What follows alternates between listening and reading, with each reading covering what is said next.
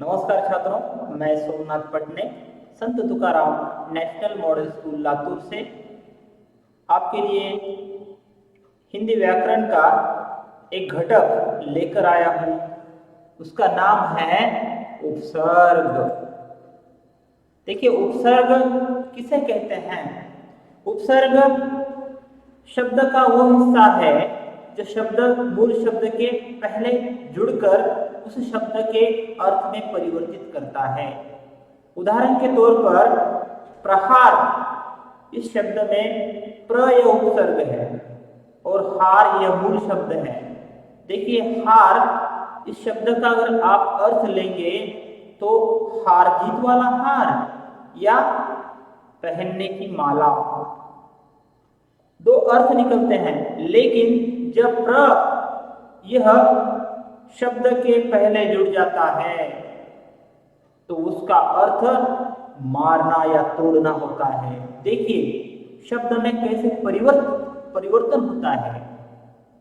उपसर्ग शब्द मूल शब्द के पहले जुड़कर उसके अर्थ में परिवर्तन करता है।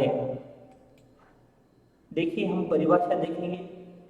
जो शब्दांश मूल शब्द के शुरू में जुड़कर या लगाकर उस मूल शब्द के अर्थ में परिवर्तन लाता है उसको क्या कहते हैं? उपसर्ग कहते हैं। देखिए, यहां पर कुछ शब्द दिए गए हैं। अप यह उपसर्ग जोड़कर, अप यश, अप मान, अप व्याय, अप कीर्ति। देखिए, अप यह शब्द जोड़कर इस प्रकार के शब्द बन सकते हैं। अप का अर्थ अगर आप देखेंगे तो जिसमें बुरा ऐसा अर्थ निकलता है। लेकिन यहां पर अपयश यानी यश न आना, अपमान यानी मान चला जाना, अपव्यय मीन्स व्यर्थ खर्च होना, अपयश मीन्स यश न आना यानी नहीं के बराबर भी यहाँ पर यूज किया जाता है। निगेटिव के रूप में यहाँ पर यूज किया जाता है। यानी अप का मतलब होता है नहीं, यश नहीं, मान नहीं, व्यय, बहुत कुछ हो रहा है। यानी यहां पर अप यह शब्द लगाने से शब्द के अर्थ में विलोम उत्पन्न हो रहा है, शब्द के अर्थ में विपरीत अर्थ निर्माण हो रहा है। देखिए, अप कितना इंपॉर्टेंट है और इसी को हम क्या कहेंगे? उपसर्ग। आगे देखेंगे।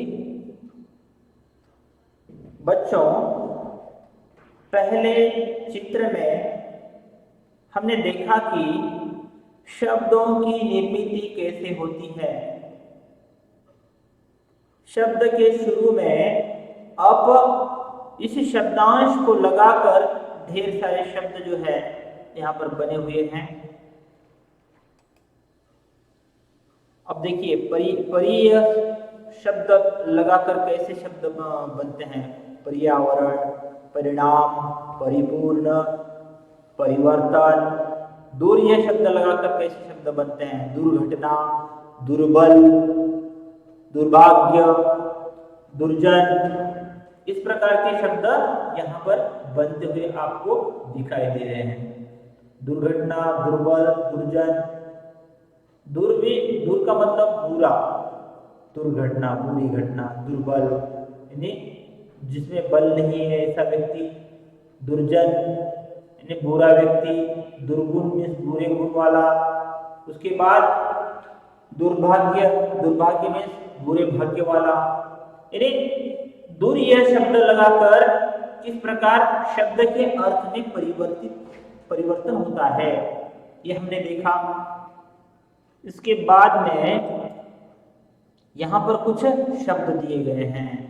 आ से आ यह उपसर्ग लगाकर कैसे शब्द बनते हैं? देखिए, जन्म को आ लगाने से आजन्म होता है, रक्षण को आ लगाने से आरक्षण होता है, जीवन को आ लगाने से आजीवन होता है, और दान को आ लगाने से आदान होता है।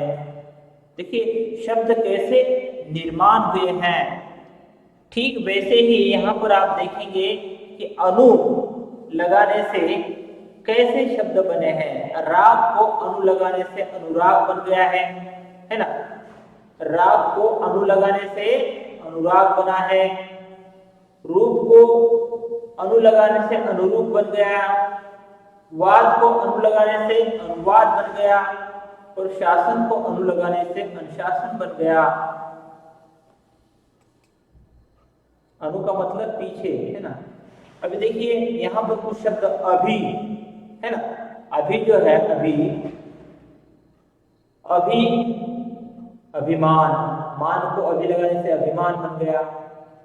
अभी नव को लगाने से अभिनव बन गया। अभी शाप को लगाने से अभिशाप बन गया।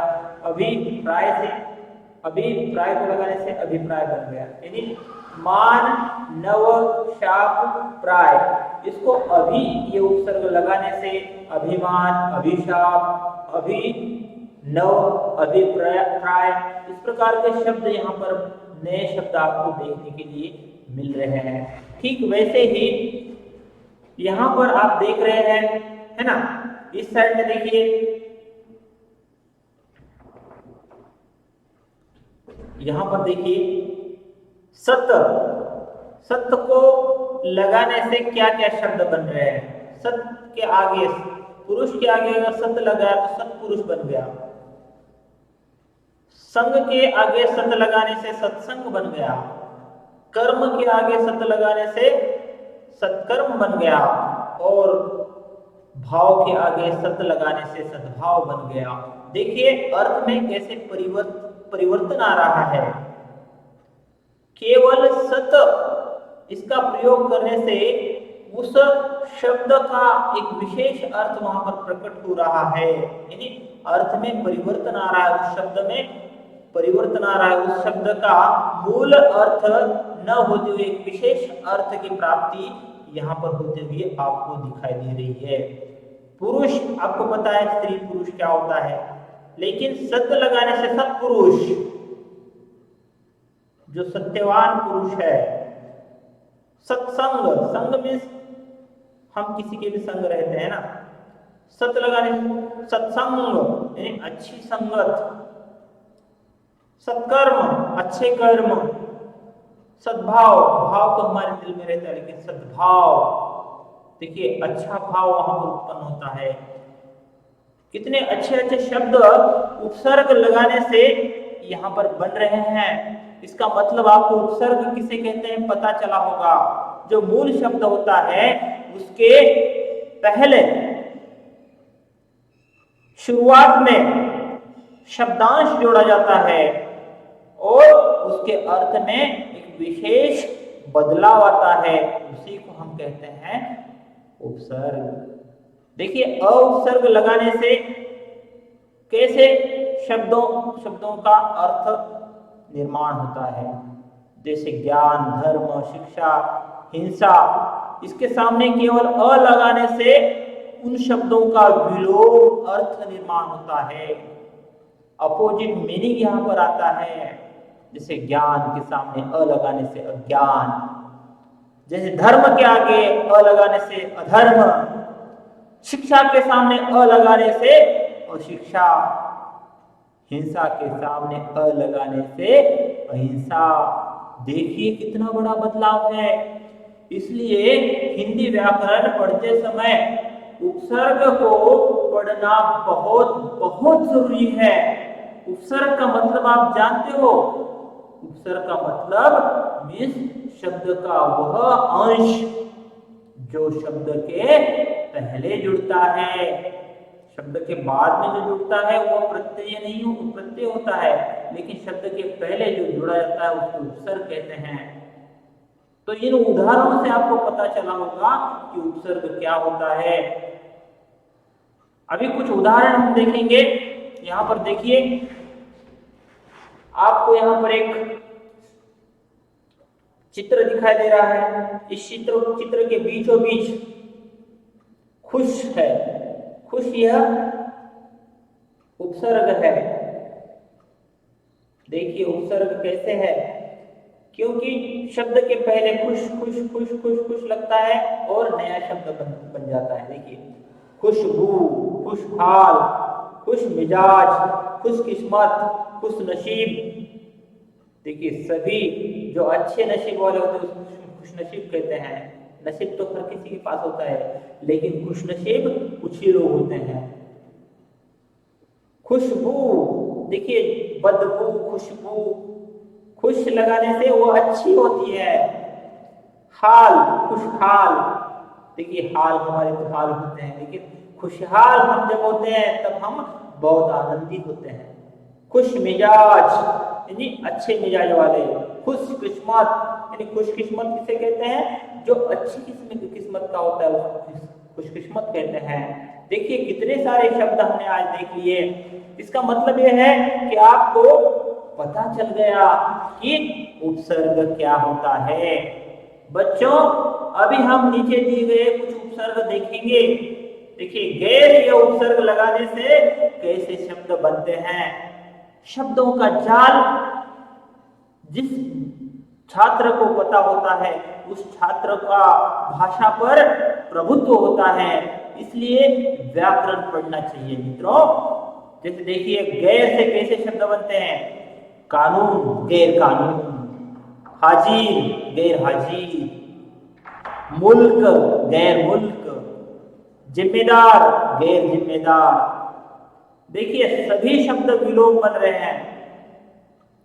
लेकिन आपको पता चला होगा कि कैसे अर्थ में परिवर्तन होता है। मूल जो शब्द होता है उसके अर्थ में परिवर्तन लाना यह उपसर्ग का काम है।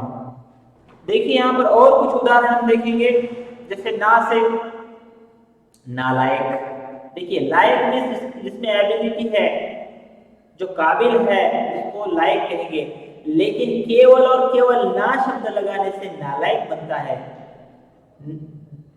दान देना, लेकिन नादान। देखिए शब्द में कितना परिवर्तन हो गया केवल ना लगाने से।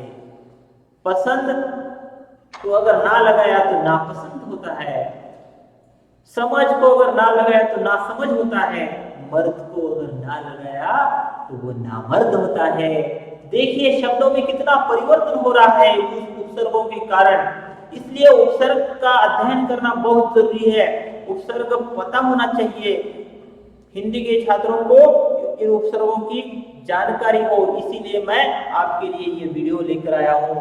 देखिए और भी कुछ उदाहरण है। सर से सरपंच, सरजमीन, सरताज, है ना।